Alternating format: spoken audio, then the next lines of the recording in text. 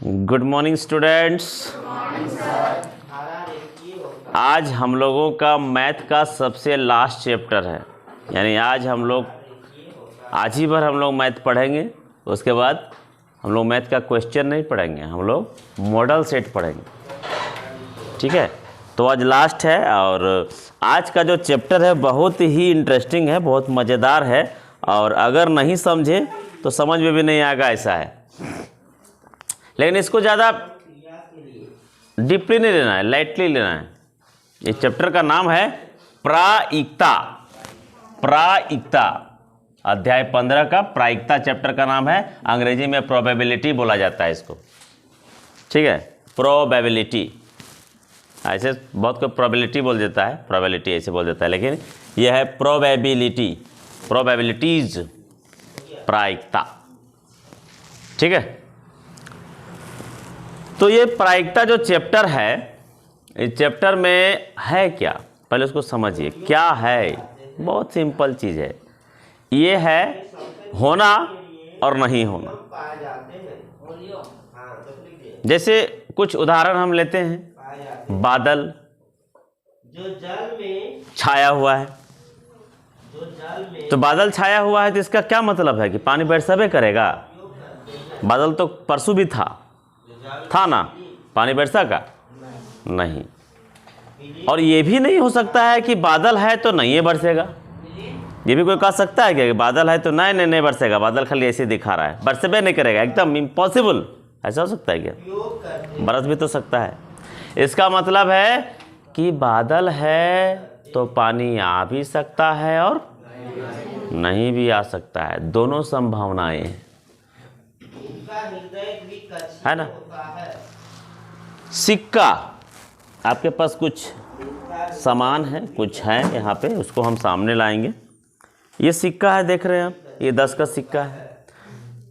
यहाँ पर अशोक स्तंभ छपा हुआ है। इसको बोला जाता है, हम लोग बोलते हैं देहात में मुंडी। मुंडी इसलिए बोलते हैं ना कि हम मुड़ी दिखा रहा है, 3 गो, कई गो है पता नहीं, ढेरे बाघ के मुड़ी है।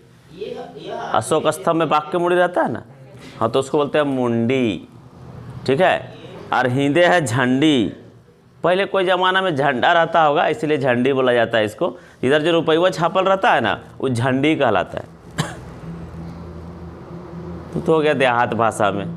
हम लोग बचपन में खेलते थे, झंडी की मुंडी ऐसे उठाते थे, ऐसे रख देते थे, हाँ मुंडी 5 रुपया, ऐसे।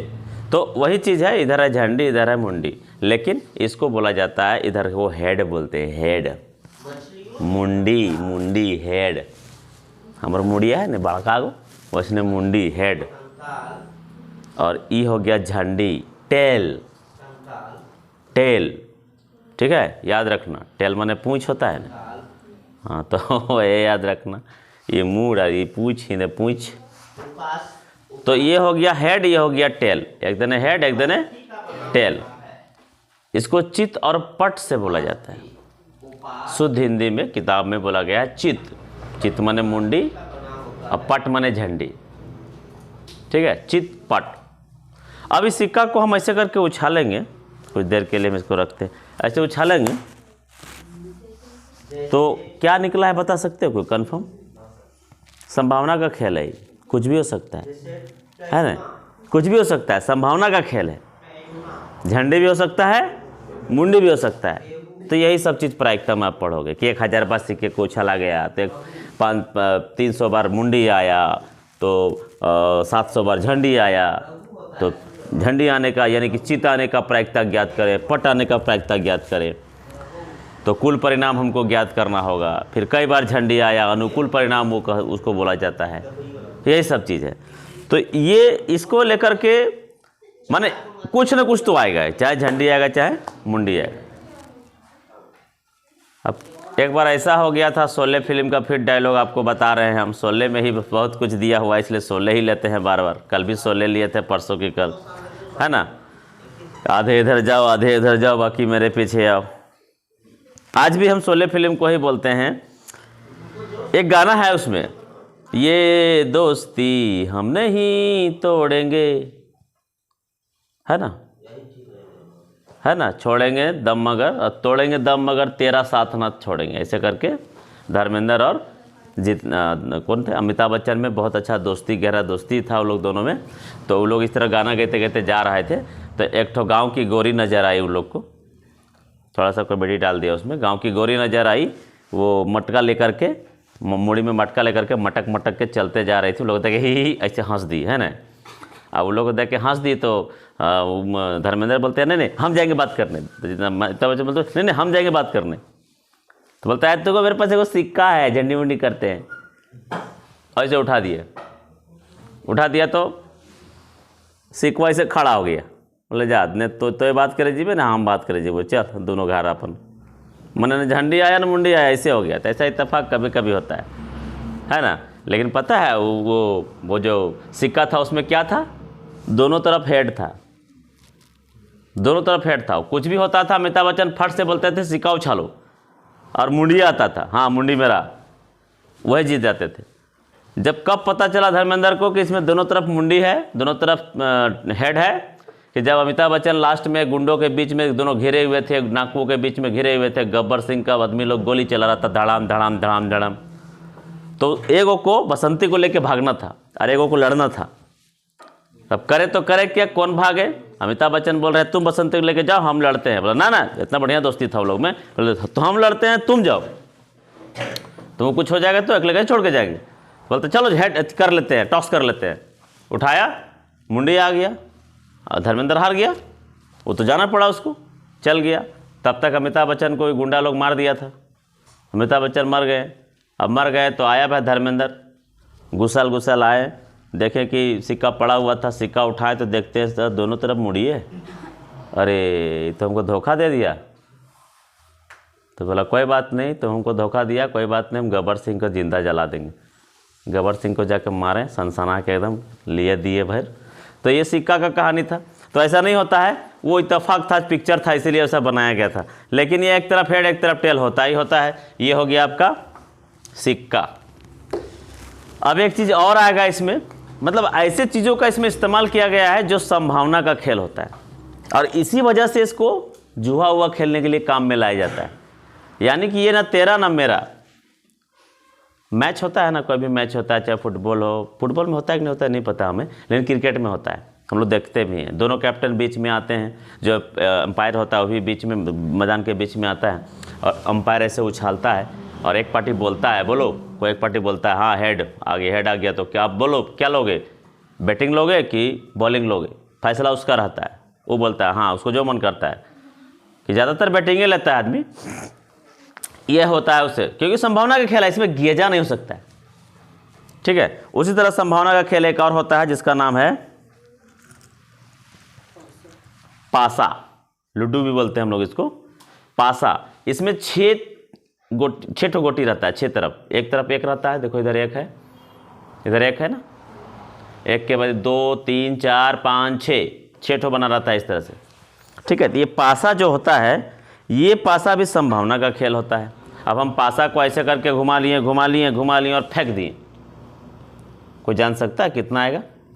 नहीं, कुछ भी आ सकता है, 1 आ सकता है, 2 आ सकता है, 3 आ सकता है, 4 आ सकता है, 5 आ सकता है, 6 आ सकता है। संभावना का खेल है, गेजा नहीं हो सकता है, ठीक है। इसको भी इस्तेमाल किया गया है प्रायिकता में, है ना। अब इसको तुम लोग खैनी का डब्बा मत समझ लेना, ये खैनी का डब्बा नहीं है। चलो आते हैं, अब एक और संभावना का खेल है। मैंने बताया बादल, वो भी संभावना का खेल है। बादल आ गया तो ज़रूरी नहीं है कि पानी बरसबे करेगा, पानी बरस भी सकता है और नहीं भी बरस सकता है ना। हाँ, लेकिन धैर्य घना घोर कर दिया है तो हम लोग सोच लेते हैं कि बरसबे करेगा, लेकिन कभी कभी भगवान धोखा दे देता है। कहिए गर्मी दिन में तो पूरा गर्मी से आदमी तराही कर रहा है ना, मार्च अप्रैल में एकदम पूरा एकदम बादल आ गया, खुशी से एकदम मोर भी नाचने लगा, नाचे रे मोर पंख फैला के, ऐसे करके गानों एगो निकला है ना, नाचने लगा। अचानक देखे धूप निकल गया, आई धोखा। तो ऐसा भी होता है। तो मतलब बादल अगर आया तो कोई ज़रूरी नहीं है कि पानी बरसबे करेगा, और ये भी जरूरी है नहीं है कि नहीं बरसेगा, वो भी संभावना का खेल है। अब आपके सामने देखिए एक ताश, इसको दिवाली में खेला जाता है परिवार के फैमिली मेंबर के बीच में, और कुछ कुछ व्यक्ति लोग तो रोजे खेलता है का जी, कईयों खेलता है। ये ताश जो है ये ये भी संभावना का खेल है, और बचपन में हम भी खेलते थे, बढ़िया खेलते थे। मेरे पिताजी डांग लेके दौड़ाते थे, उधर से उधर घुस जाते थे, फुटल घर में हम लोग घुस के खेलते थे, 5-6 लड़का मिल के। 2 रुपया 4 रुपया 10 रुपया रहता था, उसका जुआ खेलते थे। कभी हार जाते थे, कभी जीत जाते थे। हारते थे तो भी चैन नहीं लगता था, जीतते थे तो भी चैन नहीं लगता था। कहीं कहीं से पैसा जोगाड़ के, ये गलत चीज़ है, नहीं करना चाहिए ऐसा, ठीक है, लेकिन इसको सट्टा बोलते हैं। अब ये क्यों ऐसा खेला जाता है, क्यों? क्योंकि इसमें जो है 1 से लेकर के 12 तक, 13 तक, 10 11 12 हाँ 13 तक, 1 से लेकर के 13 तक पत्ती होती है, और ये पत्ती के एक साइड में फोटो बना रहता है, और एकदम सेम फोटो बना रहता है, सेम फोटो। बच्चों को हम जादू दिखाते थे, क्या करते थे कि फोटो सिर्फ एक तरफ कर लेते थे और ऐसे ऐसे फेंट लेते थे, बोलते थे निकालो, जो पत्ती निकालना है निकालो। वो लोग निकालता था कोई पत्ती, और उसके बाद में इसको कढ़े से पलट देते थे और बोलता अब रखो, तो रखता था तो एक वाला फोटो वाला हो जाता था, तो उसको निकाल लेते थे, फेंट दिए और वही पतवा खींच के निकाल। देख हेडलाउन तो अरे ट्रिक वही जादूगर लोग ऐसे बुढ़वा बनाता है ना सबको, वही बता रहे हैं, ये ट्रिक था। बच्चों को बुढ़वा बनाते थे हम, बच्चे खुश, अब प्रकाश भैया जादू जाना तो एक जैसा पत्ता बना रहता है, एक जैसा फोटो, जो भी फोटो है एक जैसा, कोई जान भी नहीं करेगा। अब यहाँ से कोई नहीं जानेगा कि कौन है अंदर में, है ना। तो जब इधर पलटेगा तो पता चलेगा दुग्गी है ये भी संभावना का खेल है। ये भी 1 से लेकर के 13 तक रहता है। जैसे थोड़ा सा पॉज करो, तो पॉज करो थोड़ा सा, कुछ देर हम लोग समय लिए थे, थोड़ा सा पॉज करके। क्यों? क्योंकि इसको सजा रहे थे, थोड़ा सजाना पड़ता है। तो देखिए पत्तों को समझिए पहले। यहाँ होता है लड़का फटाक से, इसको रखो, एगो इसको रखो, एगो लाल दिया, एगो इसको रखो, एगो इसको रखो। चलो दो, ठीक, धन्यवाद। पकड़ो थोड़ा सा, पकड़ के रखो। देखिए यहाँ पर हम कुछ नाम भी लिख दिए हैं आपको। देखिए इसको एक को बोलते हैं, टोटल कुल कितने होते हैं पत्ते, कितने होते हैं? 52। कुल पत्तों की संख्या होती है 52। आ जाइए थोड़ा सा इधर आ जाइए आप। कुल पत्तों की संख्या होती है 52। कुल पत्तों की संख्या 52। एक क्वेश्चन आता है, इसे समझना जरूरी है इसको। कुल पत्तों की संख्या होती है 52। प्रायिकता बाद में समझाएंगे, पहले इसको समझा दे रहे हैं। प्रायिकता में क्या होता है उसको बाद में समझाएंगे। अब कुल पत्तों की संख्या 52 होता है, मतलब यहाँ पर 1 से लेकर के एक्का को एक्का से यानी कि ए से इंडिकेट किया जाता है। फिर बाकी 2 3 4 5 6 से लेकर के 1 से लेकर के 10 तक संख्या होता है। 2 3 4 5 6 7 8 9 10 संख्या होता है। उसके बाद जो 11 नंबर होता है ना, 11 नंबर को गुलाम यानी कि जे से इसको इंडिकेट किया जाता है। उसके बाद 12 नंबर जो आता है वो के से इंडिकेट किया जाता है, किंग बादशाह, ओह सॉरी बेगम, हाँ क्वीन से इंडिकेट किया जाता है। और 13 नंबर को के से इंडिकेट किया जाता है, किंग से। तो ये तो तस्वीर वाले पत्ते होते हैं तीनों। ये क्या होता है? फोटो वाला, तस्वीर वाला होता है, ठीक है। अब ये जो एक होता है कै गो? 4 गो। उसी तरह 2 होता है कै गो? 4 गो। 3 होता है कै गो? 4 गो। 4 भी 4 गो, 5 भी 4 गो, फिर 6 भी 4 गो, उसी तरह से 7 भी 4 गो, 8 भी 4 गो, और 9 भी 4 गो, और 10 भी 4 गो, ठीक है। और 11 भी 4 गो, 12 भी 4 गो, और 13 भी 4 गो। तो सब में चचर गो होता है नहीं, 13, 1 2 3 13 तक होता है, सब 13 गुने 4, 13 गुने 4, 13 चौका 52 पत्ते होते हैं, ठीक है। कोई दिक्कत यहाँ तक? अब 52 जो पत्ते होते हैं सबका कैटेगरी बांटा हुआ है, 4 कैटेगरी बांटा हुआ है। एक को बोलते हैं चिड़ी जो काला रंग का होता है, और एक को बोलते हैं हुकुम जो ये भी काला रंग का होता है। दिखा सकते हैं आपको हम, देखिए 2 काला रंग का होता है, पकड़िए बाबू, 2 काला रंग का होता है। देखिए ये चिड़ी कहलाता है, चिड़ी दिख रहा है सामने से, देख लीजिए ये चिड़ी कहलाता है, चिड़ी। ठीक है, हम लोग इसको जब खेलते थे तो चिड़िया चिड़िया बोलते थे, है ना, और ठिकरी बोलते थे, नहीं ठिकरी नहीं, चिड़ी बोलते थे इसको। और ये जो है ये काला पान है, काला पान, लेकिन इसको चिड़ी बोला जाता है काला वाला को, इसको हुकुम बोला जाता है। ऐसे तो ये काला पान कह सकते हैं इसको, हाँ इसको, इधर इधर से नहीं दिखता है ना, ये काला पान होता है, देखिए दिख रहा है ना, ये काला पान और ये होता है चिड़ी, दोनों काला रंग का होता है। लेकिन इसको काला पान नहीं बोलते, इसको बोलते हैं हुकुम। क्या बोलते हैं? हुकुम। और इसको बोलते हैं चिड़ी। याद रखिएगा, दोनों काला रंग का होता है। 2 और दीजिए। और उसके बाद ये जो होता है दोनों लाल रंग का होता है, दोनों लाल रंग का। एक होता है आपका ईंट, ईंट कहलाता है, जो कि इस टाइप का शेप बना रहता है, देख सकते हैं शेप हम समझा रहे हैं अभी तुरंत आपको। ईंट बना रहता है, ईंट बोलते हैं इसको। और ये होता है पान, ये पान कहलाता है, देखिए जो लाल रंग का होता है। ठीक है, समझें? बैठ जाइए, थोड़ा सा और समझाते हैं, बैठिए। देखिए सबका शेप बना हुआ है, ये इस तरह का शेप बना हुआ है,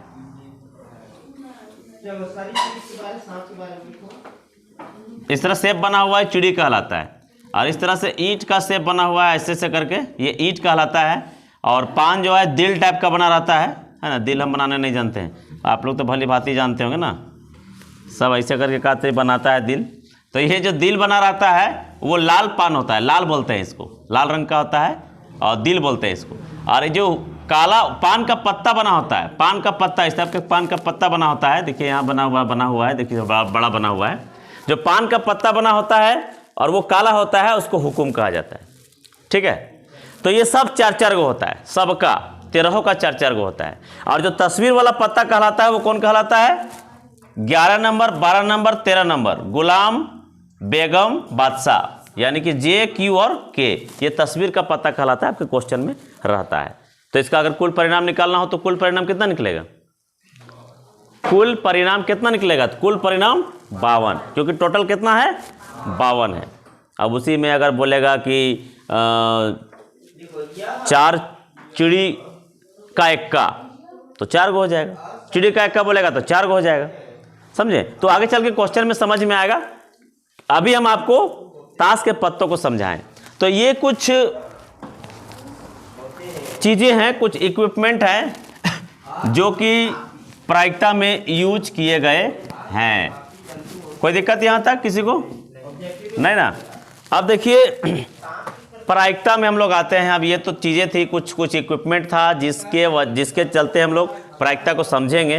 अब प्रायिकता को समझने के लिए एक सूत्र होता है, एक फार्मूला होता है प्रायिकता का, और वो फार्मूला होता है कि प्रायिकता बराबर अनुकूल परिणाम, यानी घटना के अनुकूल परिणाम। किसका परिणाम? घटना का अनुकूल परिणाम। तो घटना का अनुकूल परिणाम उतना लंबा हम लोग नहीं लिखेंगे, हम लोग डायरेक्ट लिखेंगे अनुकूल परिणाम। जो भी घटना घटेगा उसको वहाँ प्रश्न में लिखा रहता है कि ये इसकी प्रायिकता ज्ञात करिए। क्या ज्ञात रहता है? इसकी प्रायिकता ज्ञात कीजिए, जो दिया रहता है। मान लीजिए सिक्का को 10 बार उठाए तो पट चित आने की प्रायिकता ज्ञात कीजिए, तो वहाँ लिखेंगे ना जी चित आने का अनुकूल परिणाम। इसीलिए हम लोग सूत्र में लिखेंगे केवल अनुकूल परिणाम। समझ में आया? और नीचे लिखेंगे कुल परिणाम। ध्यान दीजिएगा, ये कुल परिणाम ऊपर नहीं होगा, है ना। प्रायिकता बराबर अनुकूल परिणाम बटा कुल परिणाम। प्रायिकता को ई से इंडिकेट किया जाता है, पीई से। प्रायिकता पीई से बराबर अनुकूल परिणाम बटा कुल परिणाम। इसको ऐसे भी लिखा जा सकता है, अनुकूल परिणाम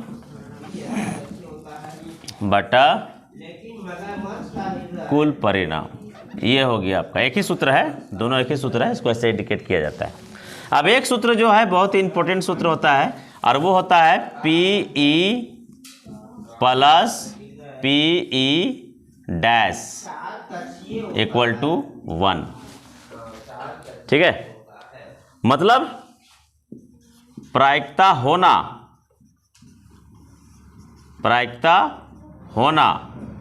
प्लस प्रायिकता नहीं होना बराबर 1 होता है। समझ रहे हैं इसका मतलब? मान लीजिए कि सिक्के को 5 बार उछाला गया, या फिर एक ही बार उछाला गया, सिक्के को एक बार उछाला गया, तो एक बार उछाला गया तो या 2 बार लिख लेते हैं, 2 बार उछाला गया, तो 2 बार उछाला गया तो पट और चित 2 बार उछाला गया, तो 2 बार में मान लीजिए दोनों बार पट आ गया। कितना आ गया? दोनों बार पट आ गया, दोनों बार आ गया पट, तो चित कई बार आया? एको बार नहीं आया। तो पट आने का प्रायिकता और चित आने का प्रायिकता जितना निकलेगा दोनों को जोड़ देंगे तो 1 आएगा। इससे नहीं समझ में आ रहा है तो एक समझिए कि एक बैग है, मान लीजिए एक बैग है, एक थैला है, इस टाइप का एक बैग है, और इस बैग में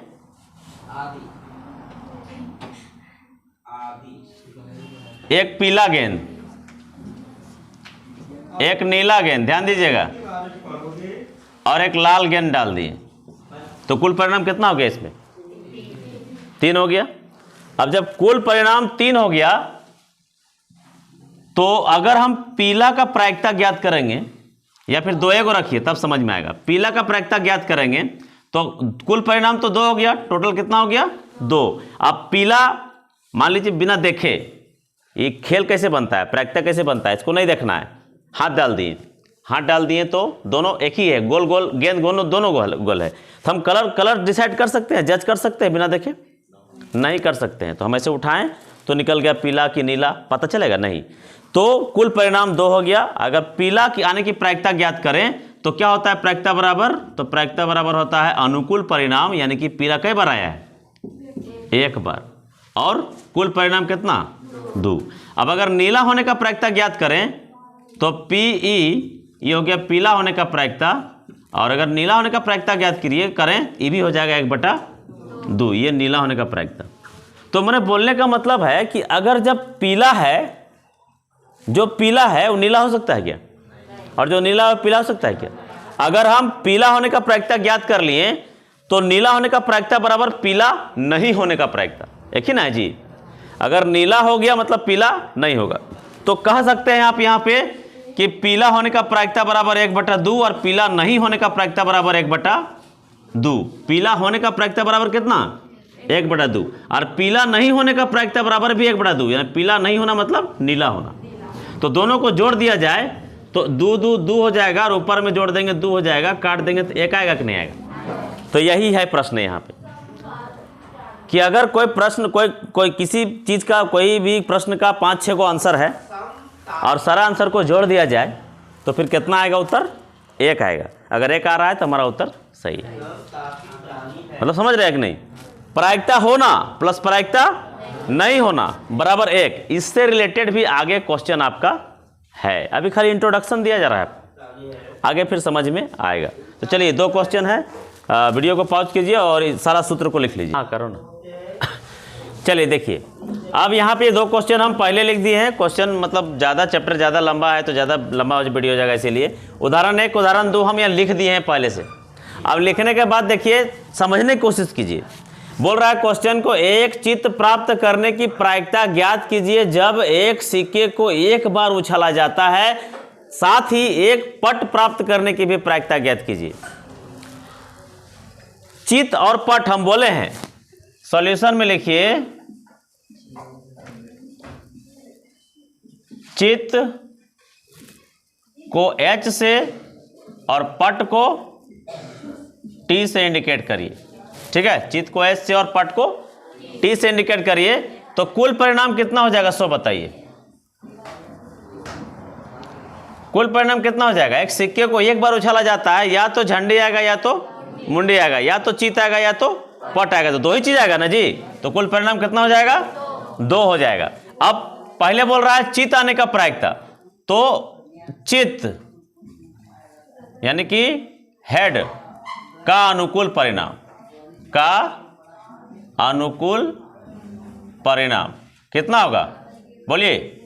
एक सिक्के को अगर 1 बार उछाला जाएगा, एक सिक्के को 1 ही बार उछाला जा रहा है, तो हेड कई बार आ सकता है? सिक्के को 1 बार उछाला जाता है तो हेड 1 ही बार ना आ सकता है जी, 2 बार कैसे आएगा?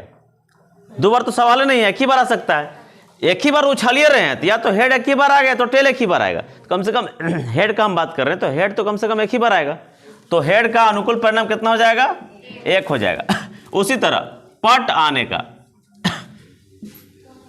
पट का अनुकूल परिणाम कितना हो जाएगा? सो बताइए। ये भी एक हो जाएगा, कोई दिक्कत यहां तक बताइए। अब हम लोग आते हैं यानी पीई, पीई के जगह में यानी सीधे लिखिए ना प्रायिकता। किसका प्रायिकता? चित्त का। चित्त का प्रायिकता बराबर, चित्त का प्रायिकता बराबर सूत्र हो जाता है अनुकूल परिणाम, अनुकूल परिणाम बटा कुल परिणाम। समझा नहीं समझा? सूत्र क्लियर है ना जी? अनुकूल परिणाम कितना है? कितना अनुकूल परिणाम? एक। अनुकूल परिणाम कितना है? हो गया आंसर। बस चित्त का कहानी खत्म। अब पट का, पट का प्रायिकता बराबर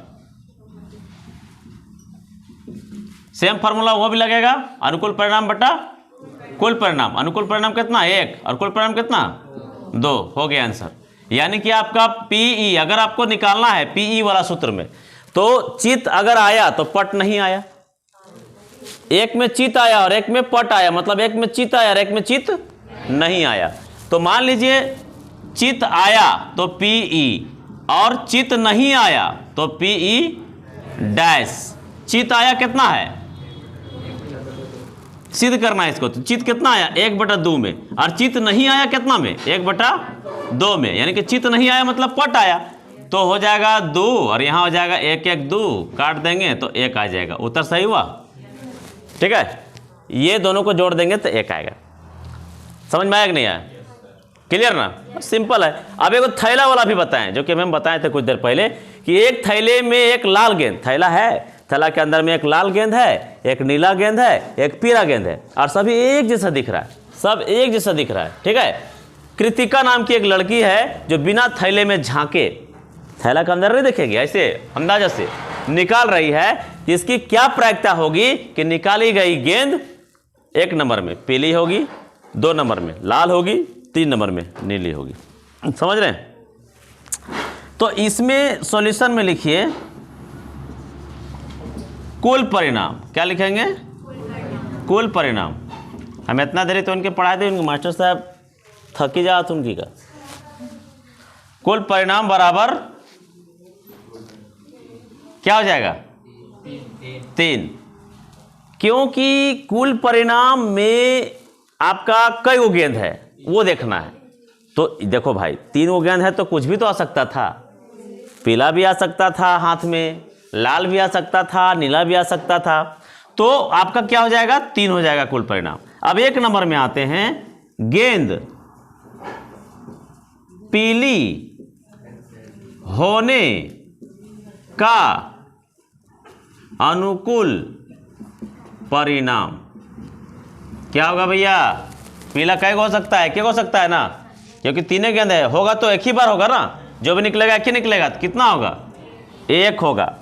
उसके बाद प्रायिकता बराबर किसका? तो पीला होने का प्रायिकता बराबर क्या हो जाएगा? अनुकूल परिणाम बटा कुल परिणाम। तो अनुकूल परिणाम कितना है भाई? और कुल परिणाम कितना है भाई? 1 आंसर हो गया। कोई दिक्कत? अब 2 नंबर में आते हैं तो कुल परिणाम तो यही ना होगा, कुल परिणाम तो चेंज होगा नहीं, कुल परिणाम चेंज नहीं होगा। तो 2 नंबर में आएगा लाल होने का अनुकूल परिणाम। गेंद लाल होने का, गेंद लाल होने का अनुकूल परिणाम बराबर कितना? गेंद एक, लाल गेंद भी तो एक ही को है ना, तो प्रायिकता बराबर क्या हो जाएगा? अनुकूल परिणाम 1 और कुल परिणाम 3 हो गया आंसर। कोई दिक्कत? तीसरा नंबर में गेंद नीली होने का अनुकूल